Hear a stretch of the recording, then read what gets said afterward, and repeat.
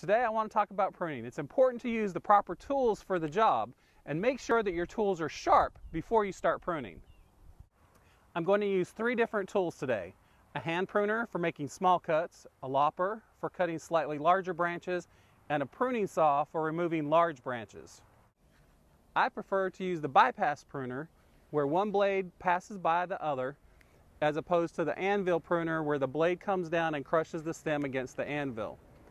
With the bypass pruner, the cut is cleaner and it's easier for the plant to heal. When deciding what to remove, we need to look for branches that are growing down, crossing, growing back into the center of the plant, or dead, damaged, or diseased. Today I'm going to be pruning on this tree here.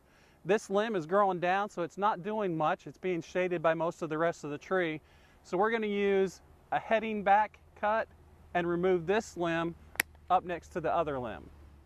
Here's another example of a heading back cut where we remove a larger branch back to a smaller branch that's between 1/2 and 1/3 the size, making an angled cut so the water runs off. Removing this branch at this point allows the energy to be directed into the smaller branch, allowing all that energy to go here into directed growth versus a lot of buds breaking here and growing all willy-nilly. Another cut that we need to make is a thinning cut, which is taking and removing an entire branch all the way back to the main trunk. When making this type of cut, we need to identify the branch collar. The collar is the swollen area where the trunk comes out to meet the branch. In some trees, the collar is easier to identify than in other trees. Where we need to make these thinning cuts is right outside of the branch collar. A properly healed cut will be round and cover over quickly. Here's a larger branch that's growing in a weird direction in this tree. So we're going to remove this branch using the 3-step method. The first cut we're going to make from the underside, and it's going to go up about 1/4 to 1/3 of the way through the branch.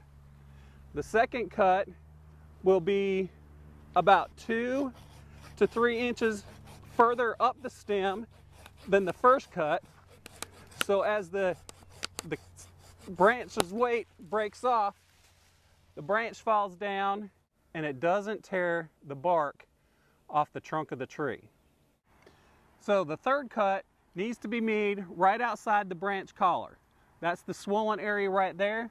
So we're going to make this third cut right here, and this third cut removes the stem away from the tree .